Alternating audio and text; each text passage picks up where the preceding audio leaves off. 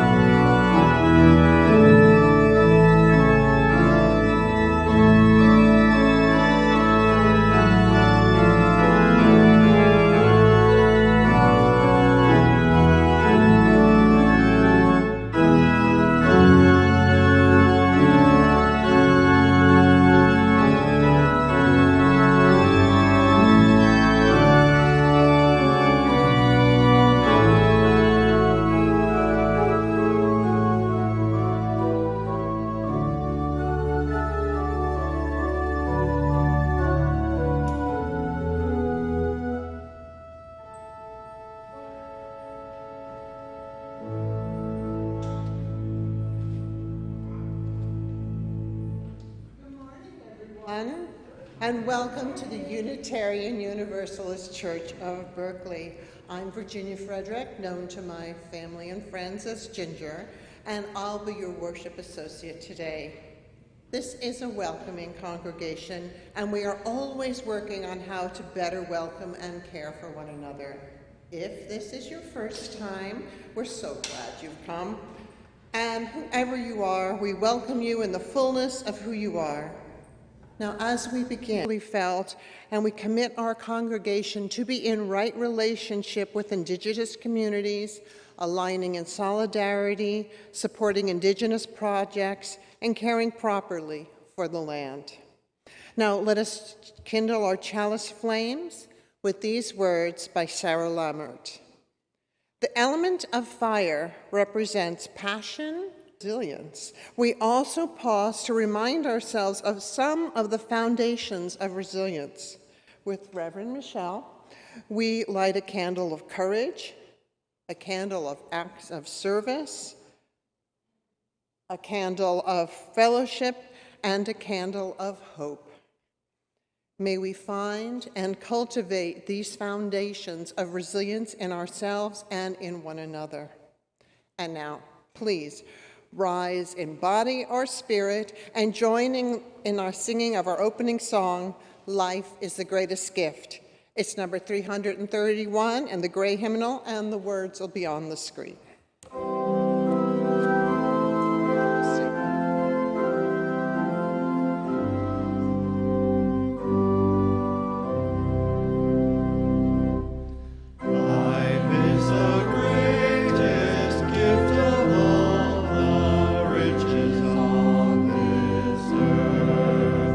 Life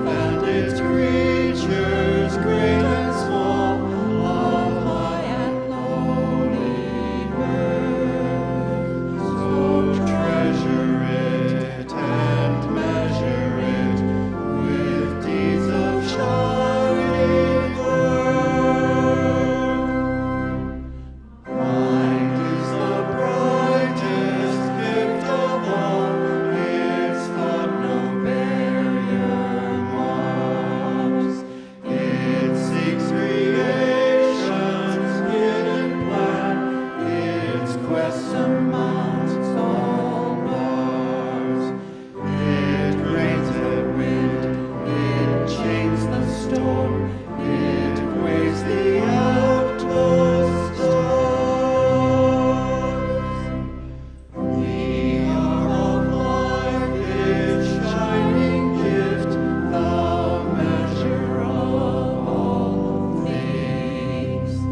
Up from the dust our temples lift, our vision soars on wings. For seed and root, for flower and fruit, our grateful spirit sings.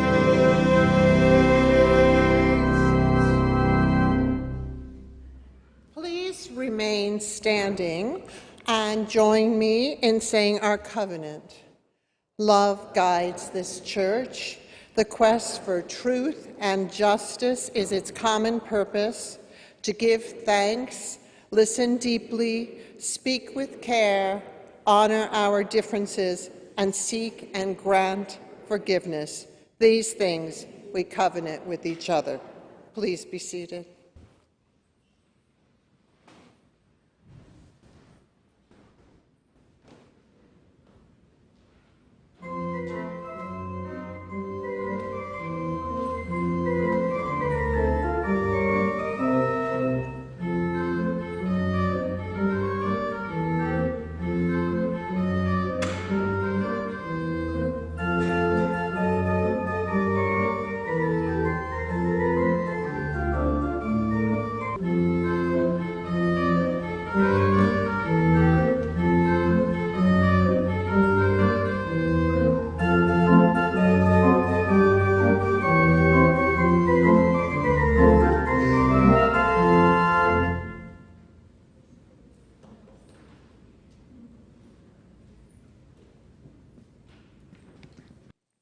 This story is called That's Good, That's Bad.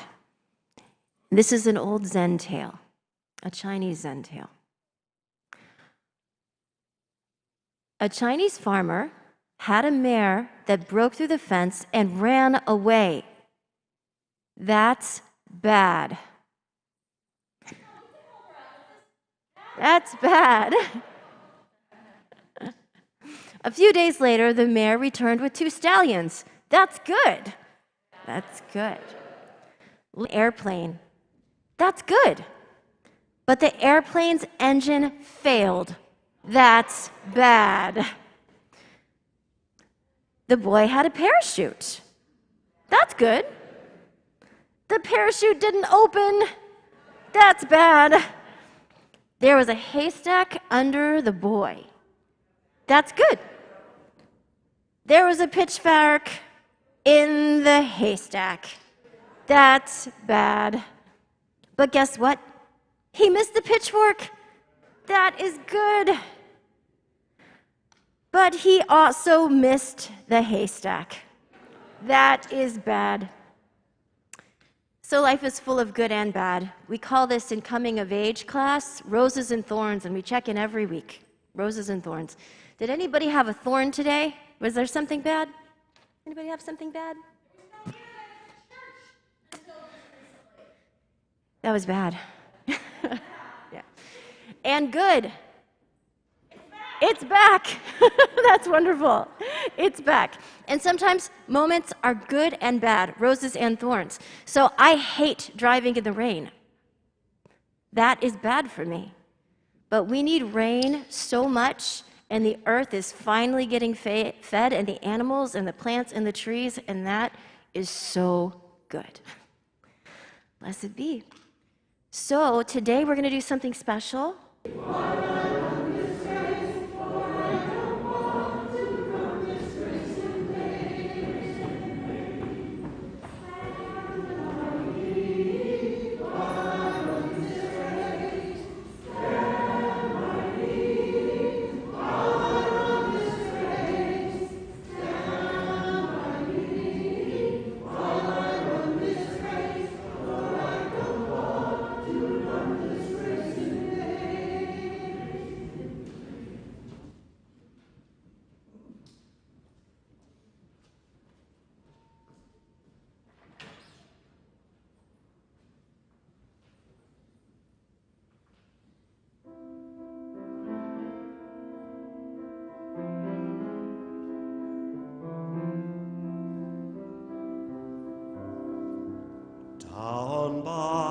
the Sally Gardens, my love and I did meet.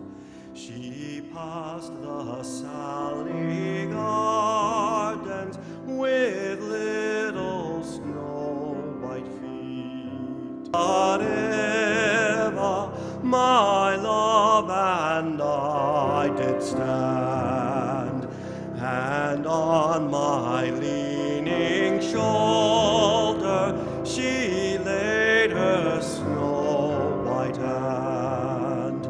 She bid me take life easy as the grass grows on the weirs, but I was young and foolish, and now am full of tears.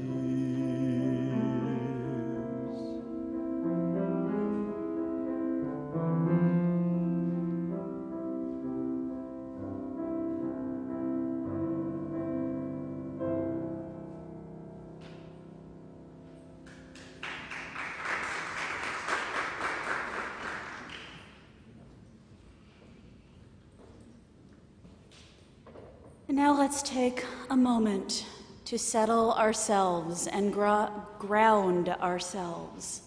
I invite you to close your eyes if you wish. Take in a nice deep breath. Hold it, holding in the life that it brings into you, and then release it with a sigh. Let's do a few more of those. And hold and release. And another.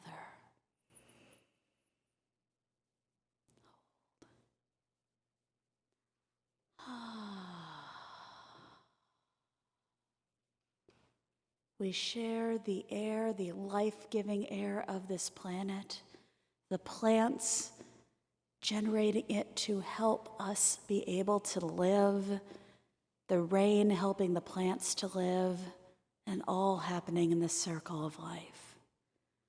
Let us continually ground ourselves on this life-sustaining planet of ours.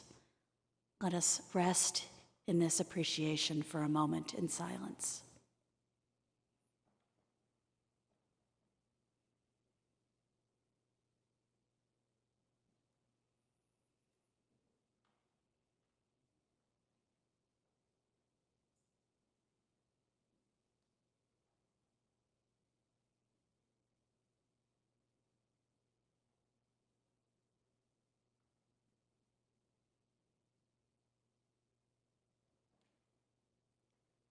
I invite you now to join me in the spirit of prayer.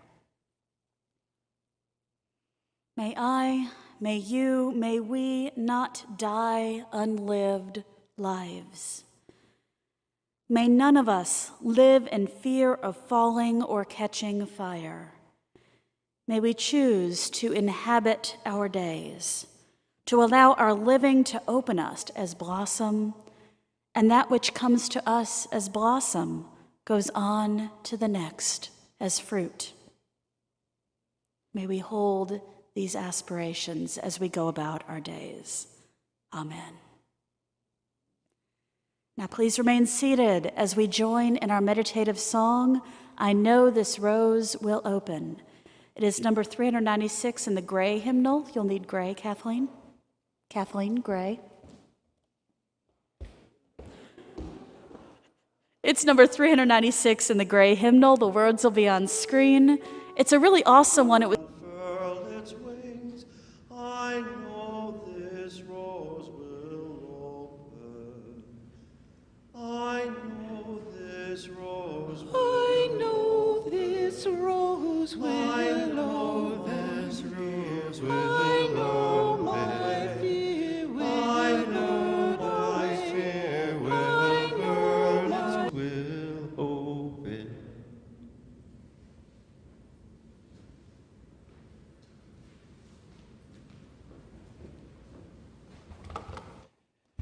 The title of today's service initially was told to me as simply falling. Now, I thought of that, when I heard that, I thought of that line from Toy Story. Remember that movie? When Woody said that Buzz Lightyear wasn't flying, but falling with style. Falling, definitely without style, is some role for me. Also, the forced confinement at home as I healed was new for me. I was fairly unaffected by the forced social isolation that many felt during the pandemic, and that I'm a chiropractor and we were considered essential services. Oh, speaking of the pandemic, that was almost exactly 3 years ago. I will forever associate St. Patrick's Day, when our plans to go out were scuttled, with the closure of everything. But as I was saying, we were able to continue seeing patients, although on a very reduced schedule.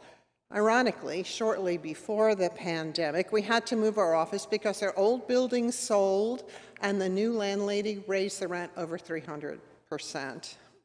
Well, at the time, there were very few spaces available because another professional building in the area had also closed and lots of people were scrambling for doctor's offices. So we did find a very charming space in the Temescal area. Unfortunately, it was up a flight of stairs. It was the only thing in our price range and close to the neighborhood of our old location. Now, here's the irony.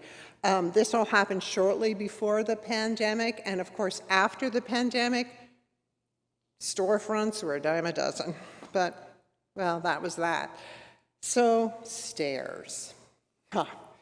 At the time, I knew it would be a bit of an obstacle for some of my most beloved patients, but I found other chiropractors to see them. But here's the hubris. I never thought that would be a problem for me.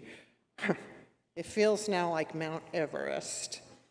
Knees. Now let's talk about knees.